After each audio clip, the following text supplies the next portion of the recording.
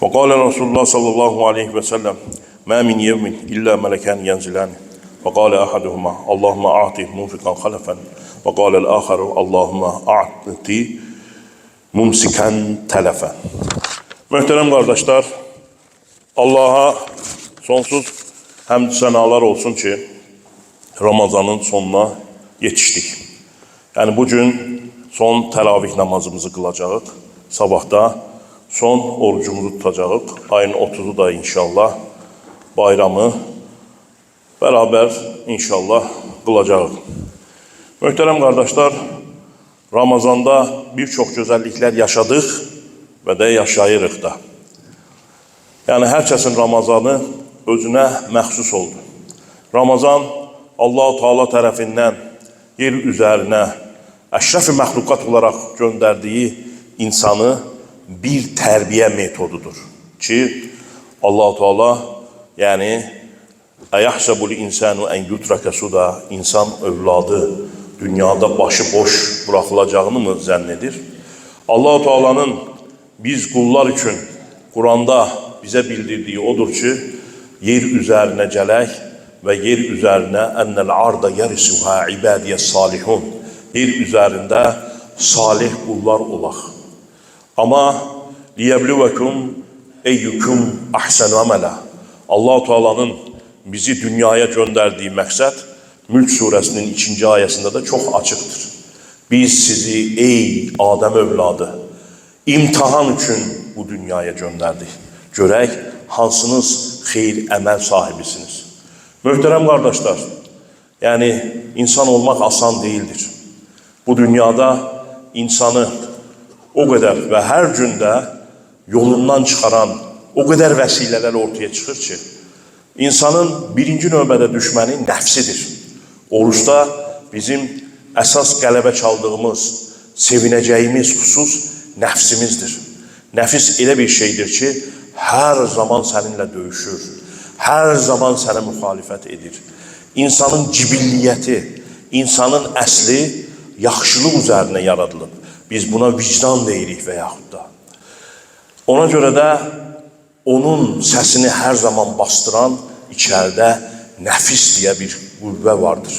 Və ona görə də məsələn Quran şərhçiləri, təfsirçiləri deyir ki, sən Musa ilə Firavunu başqa yerdə axtarma. Musa ilə Firavun sənin içindədir. Yaxşı ilə pis sənin içindədir. Bunların hər zaman mücadiləsi gedir. Hər insanda möhtərəm qardaşlar, yaxşı tərəf qalib gəlmir. Elə insanlar da vardır ki, pisliklərə məğlub olurlar və nəfsinin qulu və köləsi olurlar. Nəfis girdabı, nəfis onu istədiyi kimi arxasıca aparır. Kənu ixvanə şeyatin. Quran-ı Kərim nə gözəl ifadə edir. Şeytanın dostları, şeytandan da şeytanlaşmış insanlar. İnsanın etməyən şeyləri görürsən ki, o şeytanlaşmış insanlar edir. Ona görə də möhtərəm qardaşlar, İnsanın öz nəfsiyle cihadı, öz nəfsiyle mücahidəti son nəfsinə qədər davam edir.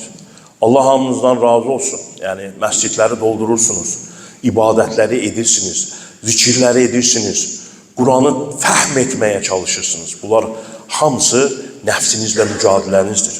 Bunlar hamısı sizin gücünüzdür, qüvvətinizdir ki, dünyada bu Ramazan ayından sonra da başınıza gələcək mənfi xüsuslarda, mənfi işlərdə hər zaman yaxşının tərəfində olasınız. O zikirlər, o namazlar, o Quran oxumalar sizi qoruyacaqdır ki, harama düşməyəsiniz, əyri yoldan getməyəsiniz, fani dünya üçün ahirət neymətinizi satmayasınız.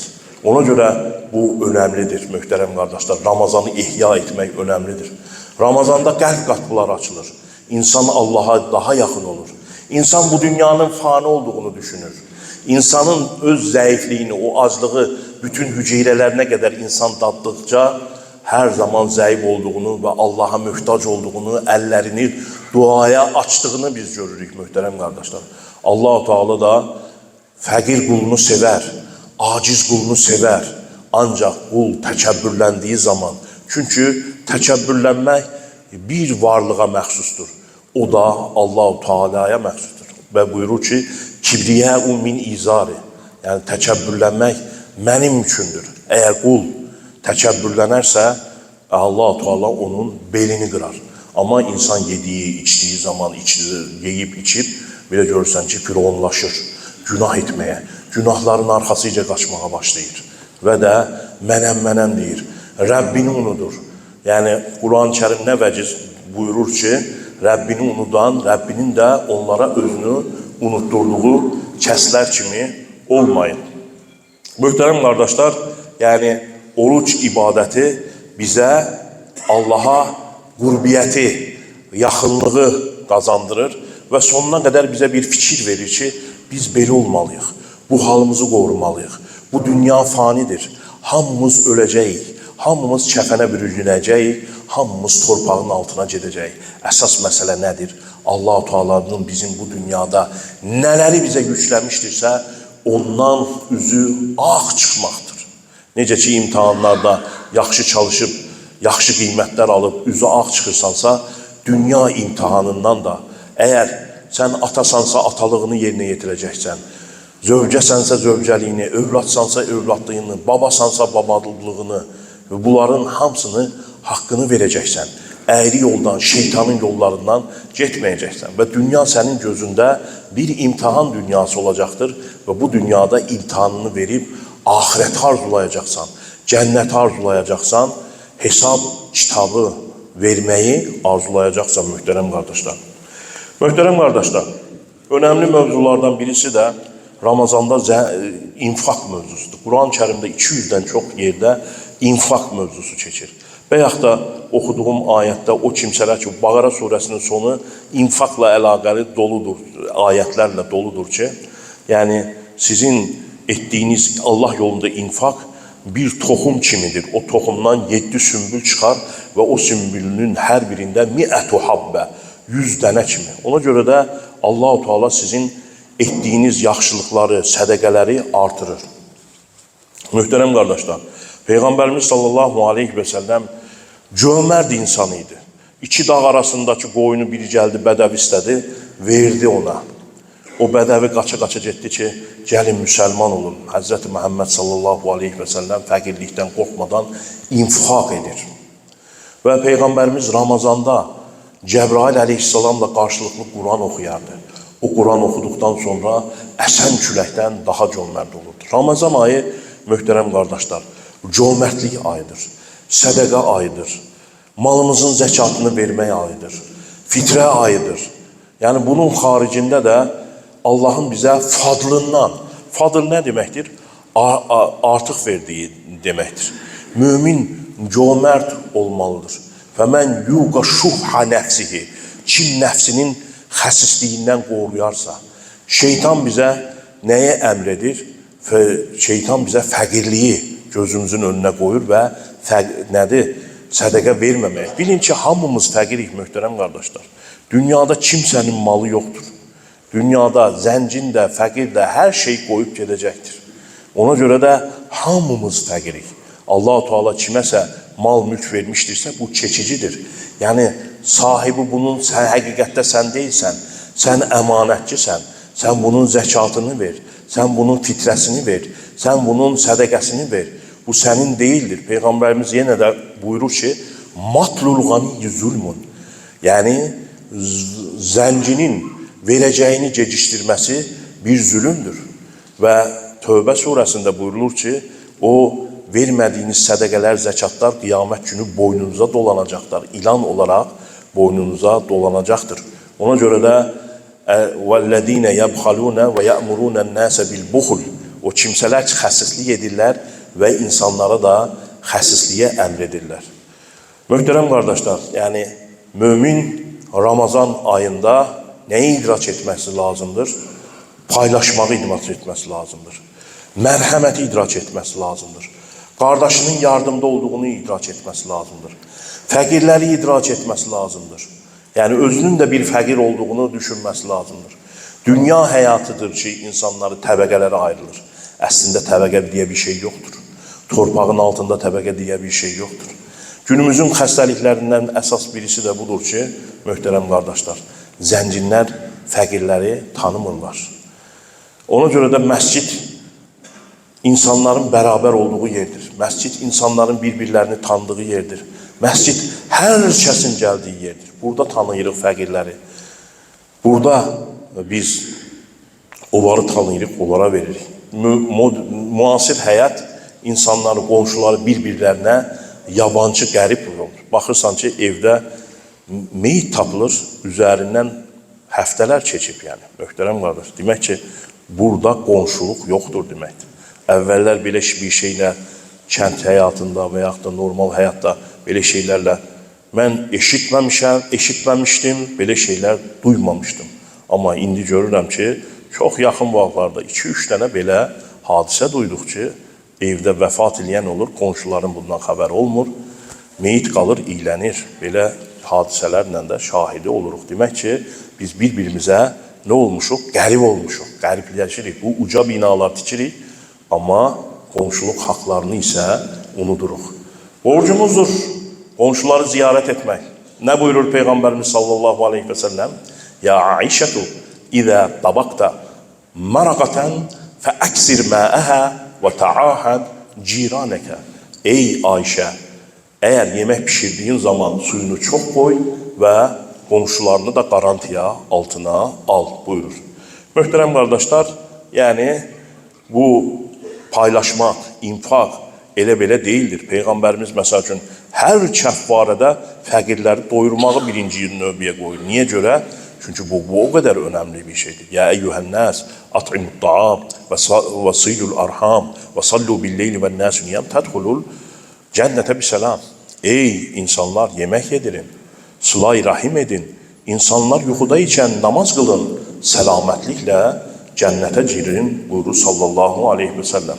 Ona görə də möhtərəm qardaşlar, zəkatlarımızı, fitrələrimizi vaxtında ödəyək və fəqirlərlə qardaşlaşaq. Möhtərəm qardaşlar, son olaraq da millət olaraq 31 Martı da idrak edirik.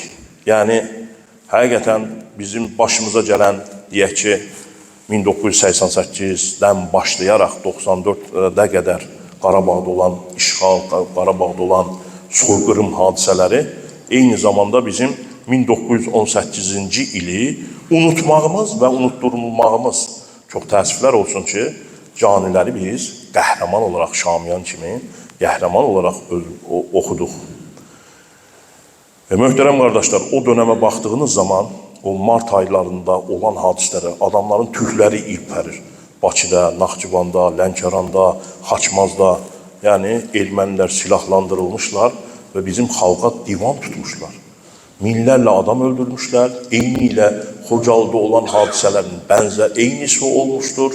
Yenə qadınlara əziyyət etmişlər, uşaqlara əziyyət etmişlər, qadınları divarlara mıxlamışlardır.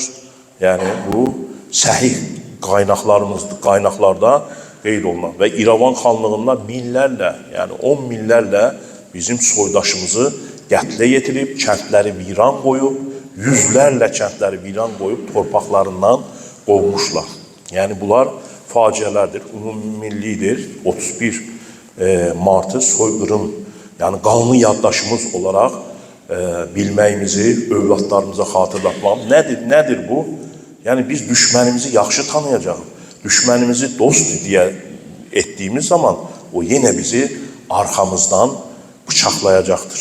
Möhtərəm qardaşlar, ona görə də Allah'a sonsuz həmd sənalar olsun ki, müstəqilik. Allah'a sonsuz həmd sənalar olsun ki, öz müqəddəratımızı özümüz təyin edirik. Təyin etdiyimiz zaman da bizə doğru bilgilənirik və övladlarımız hardan bilsin ki, tarix boyu. İnsan da, möhtərəm qardaşlar, ağac kimi bir şeydir. Kökü olmasa, ayaq üstə duran şey deyil. Bizim nəslimiz, bizim gəddimiz, bizim tariximiz, bizim ədəbiyyatımız, bizim ulu babalarımız, möhtərəm qardaşlar, bizim kökümüzdür. Kökü olmayan millətdən, yəni, ayaq üstə dayana bilməz. Adət ənənəsi olmayan millət ayaq üstə dayana bilməz. Yəni, sovrulub gedər, millətlərə qarışıb gedər. Ona görə də biz dinimizi, dilimizi, ədəbiyyatımızı, tariximizi, qəhrəmanlığımızı, soy kökümüzü çox yaxşı biləcəyik. eyni zamanda yaxşı da öyrədəcək övladlarımıza ki, bilsinlər bizim dostumuz kimdir, düşmənimiz kimdir. Bizə dostumuzu düşmən, düşmənimizi dostumuz kimi tanıdıblar və də bu da biz sonradan, yəni Qarabağ hadisələrdə bunun bədəlini ağır-ağır ödədik. Allah'a sonsuz sənalar olsun ki, yəni qəhrəman ordumuz, yəni aldıq yenidən torpağımıza dönürük, amma bu hadisələri heç bir zaman unutmamaq lazımdır ki, yenə təkrar ola bilər. 31 Martda yəni soydaşlarımızı rəhmətlə xatırlayırıq.